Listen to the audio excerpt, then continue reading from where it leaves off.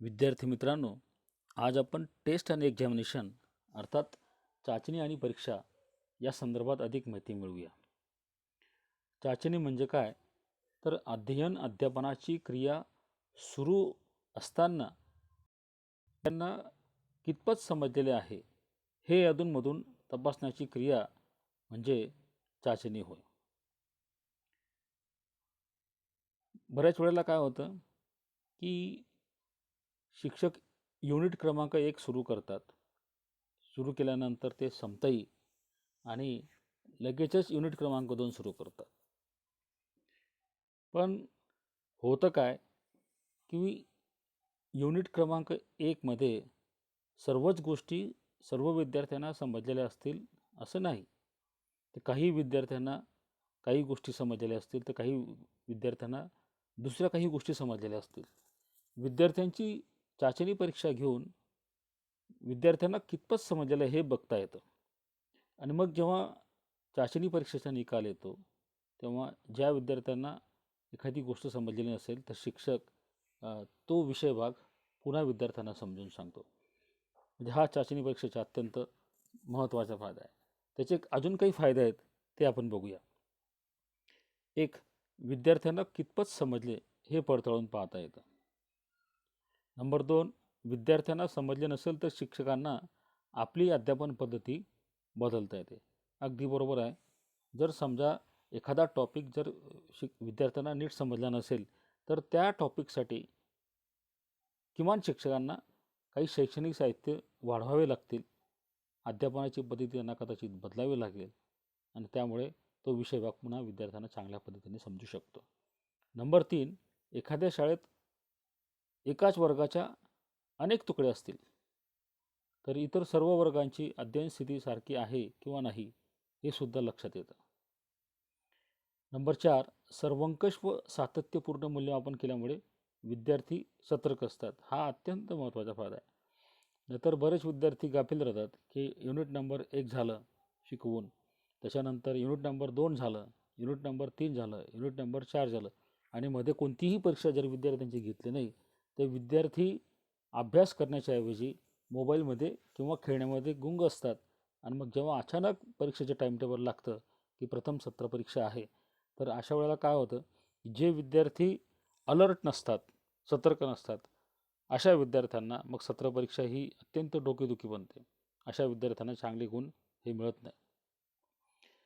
आणि शेवटचा 5वा जो मुद्दा आहे, शिक्षकही आपल्या विषयाचा निकाल चांगला लागावा म्हणून प्रयत्नशील असतो. अगदी बरोबर आहे. कारण युनिट नंबर 1 झाल्यानंतर विद्यार्थ्यांना पहिल्या चाचणी परीक्षेमध्ये किती मार्क्स मिळालेले आहेत यावरून शिक्षकांना विद्यार्थ्यांच्या अभ्यासाचा अंदाज येतो आणि मग त्यावरनं ते शिक्षक विद्यार्थ्यांना नेहमी वेळोवेळी सूचित करत असतात किंवा सांगत असतात की तुम्ही अभ्यासाकडे लक्ष द्या. हा भाग अतिशय कठीण आहे, याच्याकडे तुम्ही नीट लक्ष द्या. या उदाहरणांचा तुम्ही सराव करा. तर अशा पद्धतीने शिक्षक जेव्हा वेळोवेळी विद्यार्थ्यांना सांगतो तर त्यावेळेला विद्यार्थी अभ्यास करून चांगले मार्क्स मिळवण्याचा प्रयत्न करत असतात. चाचणीनंतर सगळ्यात महत्त्वाचा भाग म्हणजे एक्झामिनेशन किंवा त्याला आपण परीक्षा असे देखील म्हणतो. चाचणी परीक्षेत विद्यार्थ्यांना छोट्या छोट्या भागावर प्रश्न विचारले जातात, परंतु परीक्षेत मात्र एका सत्रात जेवढा भाग शिकवून पूर्ण झालेला असतो त्या संपूर्ण भागावर प्रश्न विचारले जातात आणि त्या परीक्षेतून विद्यार्थ्यांना प्रथम सत्रात किंवा वर्षभरात किती समजले हे पडताळून पाहिले जाते. किती गोष्टी आत्मसात केल्या, किती गोष्टी राहून गेल्या, काय चुकले, काय राहून गेले, अशा अनेक प्रश्नांची उत्तरे विद्यार्थ्यांना मिळतात. त्याला परीक्षा असे म्हणतात. तर परीक्षेचे कोणकोणते फायदे होतात? तर विद्यार्थ्यांनी केलेल्या अभ्यासाचे फळ मिळते.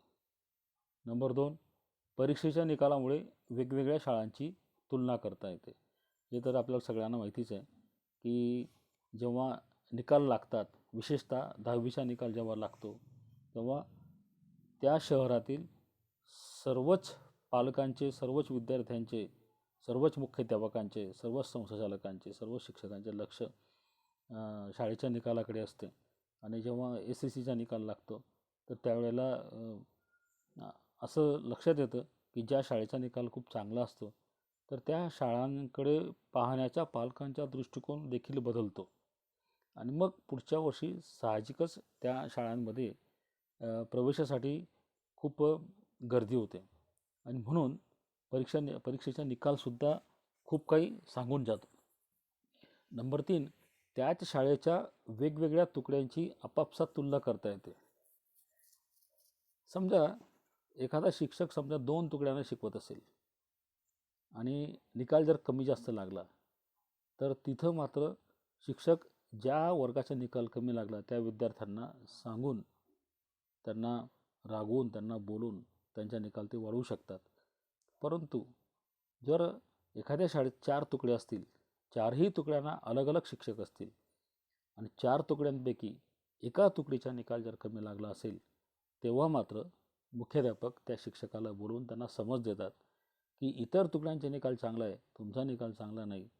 याचा अर्थ तुम्ही शिकवताना काहीतरी कुचराई केलेली असेल, अध्यापन तुमचे व्यवस्थित झालं नसेल, तुम्ही शैक्षणिक साधनांचा व्यवस्थित वापर केला नसेल.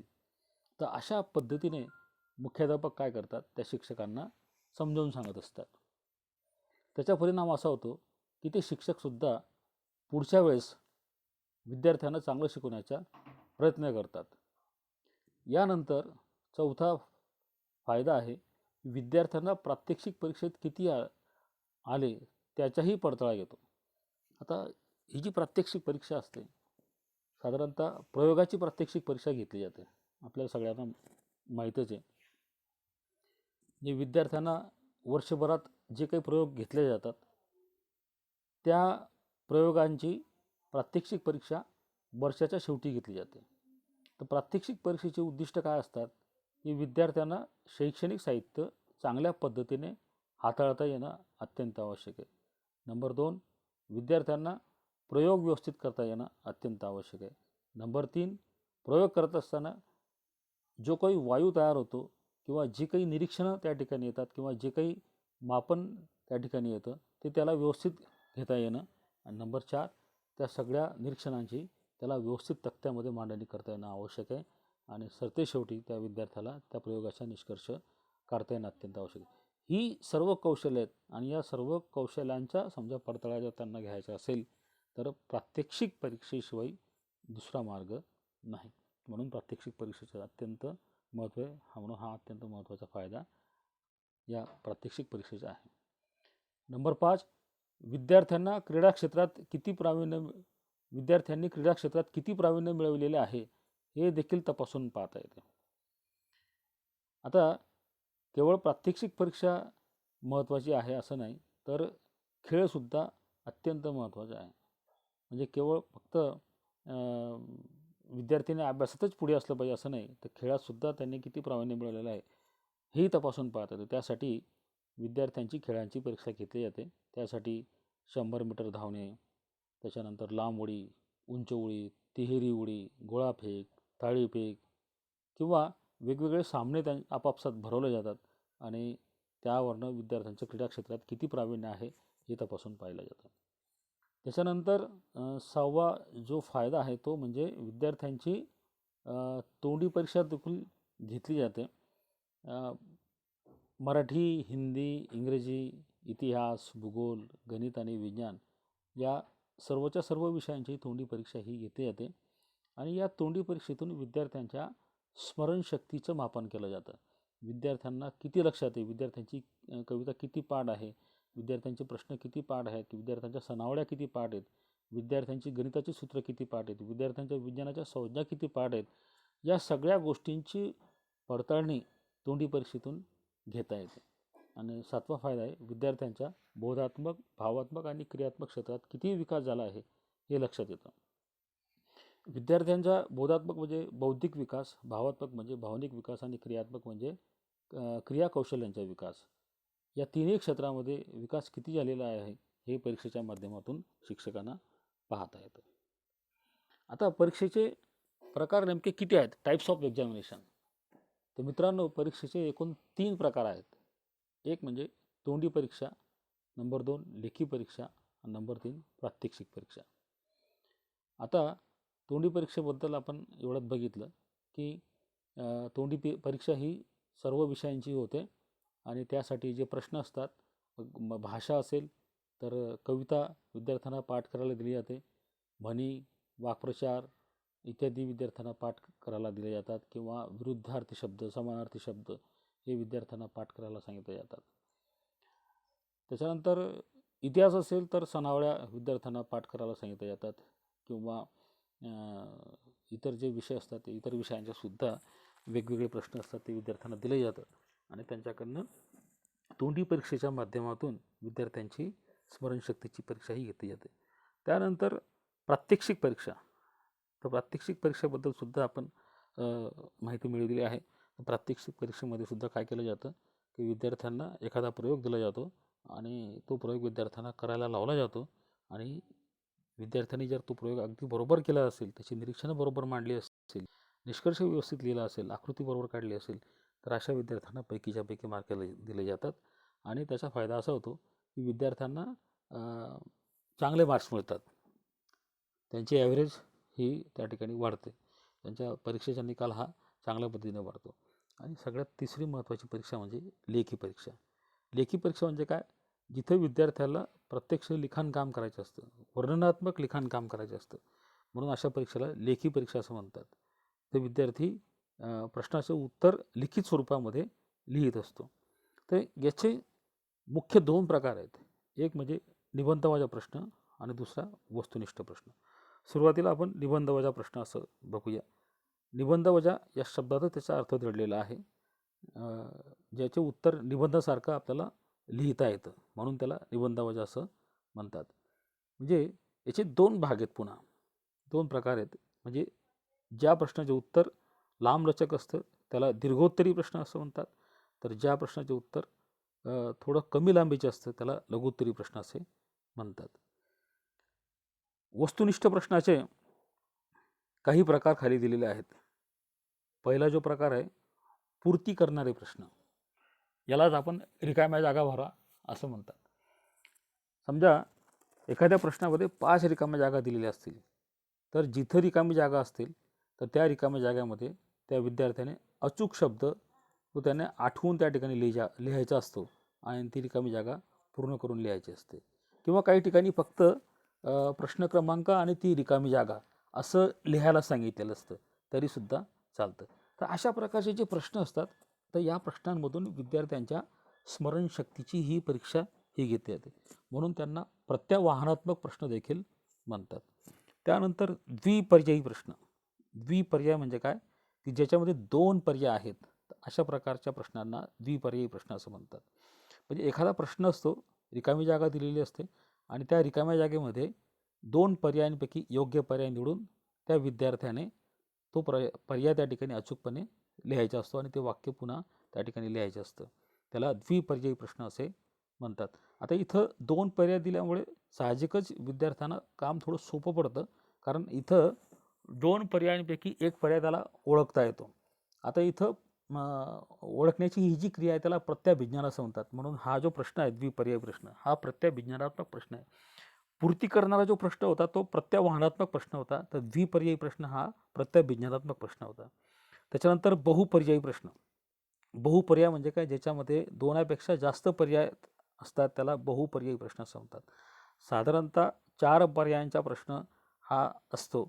ए, बी, सी आणि डी असे जे 4 पर्याय दिलेले असतात, या 4 पर्यायांमधून एक पर्याय त्या विद्यार्थ्याने निवडायचा असतो आणि त्याने त्या प्रश्नाचे उत्तर लिहायचं असतं. आता हे जे 4 पर्याय असतात तर 4 पर्यायांपैकी 3 जे पर्याय असतात हे 3 पर्याय जवळपास त्या उत्तराच्या बरोबरीने असतात. म्हणजे विद्यार्थ्याला असं वाटतं की हा पर्याय बरोबर आहे का, हा बरोबर आहे का, हा बरोबर आहे. म्हणजे बहुपर्यायी प्रश्न तयार करताना सुद्धा शिक्षकाची फार मोठी कसोटी असते. तर पण याचा फायदा एक होतो की विद्यार्थ्यांना कमी वेळेमध्ये लवकर उत्तर हे देता येतं. त्याच्यानंतर पुढचा जो प्रश्न आहे जोड्या लावा. याच्यामध्ये 2 गट असतात, अ गट आणि ब गट. तर अ गटामध्ये काही विधानं किंवा शब्द असतात आणि ब गटामध्ये त्यांची ती उत्तरं असतात. तर अ गटाचा जो शब्द असेल किंवा जे विधान असेल त्याला अनुसरून ब गटातला जो शब्द किंवा विधान असेल ते बरोबर समोरासमोर लिहिणं अत्यंत आवश्यक आहे. याला जोडी लावणं असं म्हणतात. तर जोड्या लावणे हा सुद्धा अतिशय उत्तम असा प्रकार आहे. त्याच्यानंतर पुढचा जो प्रकार आहे तो म्हणजे सूचीनुसार जोड्या लावणे आणि अर्थाविष्कार करणारे प्रश्न. याच्यासाठी आपण स्वतंत्रपणे बघूया. आता सूचीनुसार जोड्या लावणे, मास्टर मॅचिंग आयटम हा सुद्धा जोड्या लावण्याचा एक वेगळा प्रकार आहे. आपण बघूया. जोड्या लावण्याचा एक प्रकार म्हणजे दिलेल्या सूचीशी पडताळून दिलेल्या शब्दांचे किंवा विधानांचे वर्गीकरण करणे.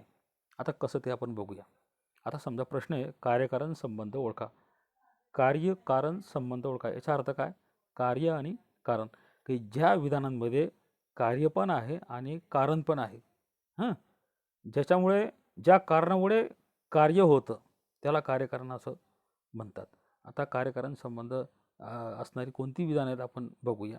आता याच्या सूचना काय असतात ते आपण बघू, विधानं आपण नंतर बघूया. तर आता पहिली सूचना, विधानात पहिला भाग हा दुसऱ्या भागाचे कारण असेल तर विधानापुढे अ लिहा. आता जी दोन विधानं दिली जातील त्यातला जर पहिला भाग जर दुसऱ्या भागाचे कारण असेल तर विधानापुढे अ लिहा. नंबर 2, विधानातील पहिला भाग हा दुसऱ्या भागाचा परिणाम असेल तर विधानापुढे ब असे लिहा. नंबर 3, या दोन्ही भागांचा कार्यकारण संबंध नसेल तर क लिहा. आणि नंबर 4, एक भाग दुसऱ्या भागाच्या विरुद्ध प्रतिपादन करीत असेल तर ड लिहा. या ठिकाणी अ लिहा किंवा ब लिहा किंवा क लिहा किंवा ड लिहा. हे जे अ ब क ड हे जे आहेत हे जोड्या लावाचे दुसरा भाग आहे, हा ब विभाग आहे असं असं समजूया आपण. अ ब क आणि ड म्हणजे जी विधानं तुम्हाला दिलेली असतील तर त्या विधानांच्या समोर एक तर अ लिहा किंवा ब लिहा किंवा क लिहा किंवा ड लिहा. अशा पद्धतीची मॅच दी पेअर आहे. तर बघूया आपण काही विधानं. तर या ठिकाणी पहिलं जे विधान आहे, हवेमध्ये प्राणवायू आहे, हवेमध्ये नत्रवायू आहे. तर या ठिकाणी इथं कोणतंही कार्यकारण नाही आहे. म्हणजे हवेमध्ये प्राणवायू आहे, बरोबर आहे. हवेमध्ये नत्रवायू आहे, अगदी बरोबर आहे. तर प्राणवायूचा आणि नत्रवायूचा म्हणजे प्राणवायू हे एक कारण आहे किंवा परिणाम आहे असं आपल्याला सांगता येत नाही. किंवा हवेमध्ये नत्रवायू हे सुद्धा पहिल्या विधानाचं कारणही नाही आणि परिणाम देखील नाही. म्हणून या ठिकाणी आपल्याला क हे उत्तर देता येईल. त्याच्यानंतर नंबर 2, तापमानातील पारा वर चढत आहे आणि दुसरं विधान आहे हवेतील उष्णता वाढत आहे. आता या ठिकाणी पहिला जो भाग आहे तापमानातील पारा वर चढत आहे हा परिणाम आहे. पारा वर चढतो हा काय परिणाम आहे आणि तिकडे काय हवेतील उष्णता ही वाढत आहे. तर हवेतील उष्णता हे काय झालं कारण झालं. म्हणजे उष्णता वाढणे हे कारण आहे, तर तापमानातील पारा वर चढणं हे हा त्याचा काय परिणाम आहे. म्हणून या ठिकाणी या उत्तराला आपण आपल्याला द्यावं लागेल. काल रात्री पाऊस पडत होता, काल चांदण्या दिसल्या नाहीत. तिसरं विधान बघूया. काल रात्री पाऊस पडत होता हे कारण झालं आणि काल चांदण्या दिसल्या नाहीत. पाऊस पडत होता म्हणून चांदण्या या दिसल्या नाहीत. म्हणून काल रात्री पाऊस पडत होता हे काय झालं या ठिकाणी कारण होतं. म्हणून या ठिकाणी आपल्याला याचं उत्तर द्यावं लागेल अ. कारण पहिलं विधान हे कारण आहे. आणि शेवटचे विधान बघूया. पाऊस कमी पडला, नदीला पूर आला. आता पाऊस कमी पडला, नदीला पूर आला, दोन्ही विधानं कशी आहेत एकमेकांच्या अगदी विरुद्ध आहेत. कमी पाऊस पडला आणि नदीला पूर आला असं आपण कधीही बघितलेलं नाही आणि म्हणून या ठिकाणी आपल्याला जे उत्तर द्यावं लागेल ते ड द्यावं लागेल. तर अशा पद्धतीची सूचीनुसार जोड्या लावणे म्हणजे मास्टर मॅचिंग आयटम जे असतात ते आपल्याला परीक्षेमध्ये देता येऊ शकतात आणि विद्यार्थ्यांची आपण चांगल्या पद्धतीने परीक्षा ही घेऊ शकतो. इथं विद्यार्थ्यांना विचार करण्याची खूप चांगली संधी असते. अशा प्रकारचे जर प्रश्न आपण विद्यार्थ्यांना दिले तर विद्यार्थ्यांची विचार करण्याची क्षमता ही वाढते. आता पुढचा जो एक भाग आहे वस्तुनिष्ठ प्रश्नाचा तो म्हणजे अर्थाविष्कार करणारे प्रश्न, द इंटरॅक्टिव्ह टाईप आयटम. म्हणजे इथं विद्यार्थ्यांना थोडंसं विचार करावा लागतो की नेमका काय अर्थ आहे, म्हणजे प्रश्न नेमका काय विचार आहे, त्याचा नेमका अर्थ काय आहे आणि मग त्याचा अर्थ समजून घेऊन नंतर मग त्याचं उत्तर लिहिणं याला म्हणतात अर्थविष्कार करणारे प्रश्न. आता बघूया की विद्यार्थ्यांची आकलन शक्ती दिलेल्या मजकुराचा अर्थ लावणे आणि दिलेल्या माहितीवरून अनुमान काढणे या गुणांचे मूल्यमापन करण्यासाठी तुटक स्वरूपाचे प्रश्न न विचारता सलग अशी घटना किंवा एखादा परिच्छेद देऊन त्यावर प्रश्न विचारले जातात. याला अर्थाविष्कार करणारे प्रश्न असे देखील म्हणतात. आपल्याला सगळ्यांना माहिती असेल, एक पॅरेग्राफ दिला जातो आणि त्या पॅरेग्राफवर आधारित काही प्रश्न हे विचारले जातात आणि मग त्यावरनं विद्यार्थी त्या पॅरेग्राफवरनं ते विद्यार्थी त्या प्रश्नांची उत्तरेही लिहित असतात. आता एक उदाहरण या ठिकाणी मी तुम्हाला दिलेलं आहे, ते म्हणजे आलेखाचे वाचन करता येणे. समजा हा प्रश्न असेल, तर त्यासाठी त्या प्रश्नपत्रिकेमध्ये अशा प्रकारचा आलेख दिलेला असेल. या ठिकाणी सोमवार, मंगळवार, बुधवार, गुरुवार, शुक्रवार आणि शनिवार या ठिकाणी हे सोमवार ते शनिवारपर्यंत वर्गातील किंवा शाळेतील विद्यार्थ्यांची उपस्थिती या ठिकाणी दिलेली आहे. आता या ठिकाणी कमीत कमी 200 विद्यार्थी, म्हणजे साधारणतः 200 विद्यार्थी रोज येतात असं त्यांनी गृहीत धरलेलं आहे. आता 200 ते 240 याच्यामध्ये ही जी मधली रेषा आहे ती साधारणतः 20 हे अंतर आहे. म्हणजे जिथं जिथं ही मधली रेषा दिसते ते 20चं अंतर आहे. मग 200 पासून 240पर्यंत म्हणजे 10, 20, 30, 40 म्हणजे 40 विद्यार्थ्यांचा हे एवढं अंतर आहे. 240 ते 280 इथं सुद्धा 40 विद्यार्थ्यांचं अंतर आहे. 280 ते 320 इथे देखील 40 विद्यार्थ्यांचे अंतर आहे. 320 ते 360 इथं सुद्धा 40 विद्यार्थ्यांचे अंतर आहे आणि 360 ते 400 इथं सुद्धा 40 विद्यार्थ्यांचे हे अंतर आहे. आता प्रश्न नेमके काय आहेत ते आपण बघूया. आता पहिला प्रश्न आहे की सर्वात जास्त उपस्थिती कोणत्या दिवशी आहे? सर्वात जास्त उपस्थिती. आता विद्यार्थ्यांनी या आलेखाकडे बघायचं आणि मग याच्यातला जो सर्वात उंच आलेख जो आहे त्याच्याकडे विद्यार्थ्यांचं साहजिक लक्ष देईल आणि लक्ष जायला पाहिजे, हाच त्या प्रश्नाचा उद्देश आहे. मग इथे जर बघितलं सगळ्यात उंच स्तंभ कोणता आहे, तर गुरुवारचा स्तंभ सगळ्यात उंच आहे आणि गुरुवारच्या स्तंभाचं जे वरचे टोक आहे ते कुठे 360 ते 400च्या दरम्यान आहे, म्हणजे 380ला आहे. म्हणजे मग सगळ्यात जास्त उपस्थिती गुरुवारी आहे आणि त्या दिवशी किती विद्यार्थी हजर होते, तर 380 विद्यार्थी हजर होते. त्याच्यानंतर दुसरा जो प्रश्न आहे मित्रांनो, तो म्हणजे मंगळवारी विद्यार्थ्यांची उपस्थिती किती आहे? आता मंगळवारी विद्यार्थ्यांची उपस्थिती, याचं मंगळवारच्या स्तंभाचं वरचं टोक जर आपण बघितलं 280मध्ये जर 20 मिळवले तर त्या ठिकाणी किती होतील, ते 300 होतील. म्हणजे मंगळवारी विद्यार्थ्यांची उपस्थिती 300 होती. तिसरा जो प्रश्न आहे, शुक्रवारी उपस्थितीचे शेकडा प्रमाण किती आहे? आता शेकडा प्रमाण काढायचं आहे. प्रश्न काय, शुक्रवारी. तर शुक्रवारी या ठिकाणी एकूण विद्यार्थी हजर होते 320. आणि जास्तीत जास्त विद्यार्थी किती आहेत त्या शाळेमध्ये? 400 विद्यार्थी आहेत. तर 400 पैकी 320 तर 100पैकी किती? तर हे जर कॅल्क्युलेशन आपण केलं तर आपल्याला त्याचे उत्तर देता येईल. 400 पैकी 320 तर 100पैकी किती? तर 320 गुणिले 100 आणि भागिले 400 आपल्याला करावं लागेल. मग जवळजवळ हे 80% ही उपस्थिती त्या विद्यार्थ्यांची आहे असं आपल्याला दिसेल. आणि शेवटचा प्रश्न, कोणत्या 2 दिवशी सारखी उपस्थिती आहे? त्या आता या आलेखाचं निरीक्षण त्या विद्यार्थ्यांना करावं लागेल आणि त्या स्तंभांचे निरीक्षण केल्यानंतर असं आपल्याला लक्षात येतं की मंगळवारचा स्तंभ आणि सोमवारचा जो स्तंभ आहे आणि शुक्रवारचा जो स्तंभ आहे या दोन्ही स्तंभांची उंची सारखी आहे आणि सोमवारच्या दिवशी उपस्थिती 320 आहे, तर शुक्रवारच्या दिवशी सुद्धा 320 आहे.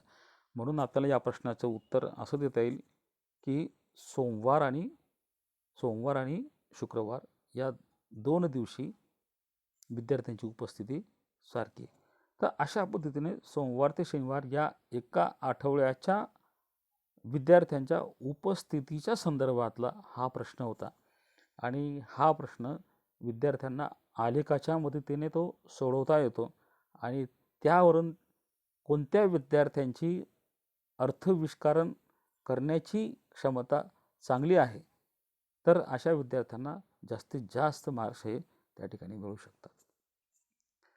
तर अशा पद्धतीने ही जी परीक्षा असते मित्रांनो, तर या परीक्षेच्या मदतीने आणि चाचणीच्या मदतीने विद्यार्थ्यांना कितपत येत आहे, विद्यार्थ्यांना किती समजलं आहे किंवा विद्यार्थ्यांच्या अंगी असलेले जे वेगवेगळे गुण आहेत ते जर समजा आपल्याला तपासून पाहावयाचे असतील तर त्यासाठी आपल्याला नक्कीच अशा प्रकारच्या प्रश्नांचा उपयोग होतो. तर शिक्षकांनी नेहमीचे जे प्रश्न असतात, रिकाम्या जागा भरा, जोड्या लावा, एक चूक की बरोबर किंवा एका वाक्यात उत्तरे द्या, शास्त्रीय कार्य द्या, अशी जे प्रश्न असतात, या प्रश्नांपेक्षा सुद्धा काही नवीन प्रकारचे जे प्रश्न असतात, ते प्रश्नसुद्धा आपण विद्यार्थ्यांना देऊ शकतो आणि जास्तीत जास्त विद्यार्थ्यांची ही जी परीक्षा आहे ती आपण चांगली करू शकतो. म्हणजे वेगवेगळ्या गुणांची परीक्षा विद्यार्थ्यांची घेऊ शकतो आणि त्यांचं मूल्यमापन आपल्याला चांगल्या पद्धतीने करता येऊ शकतं. तर अशा पद्धतीने आज आपण चाचणी आणि परीक्षा या 2 नवीन संकल्पनांविषयी अधिक माहिती मिळवली आणि आता इथं आपलं युनिट क्रमांक 1 हे पूर्ण झालेलं आहे.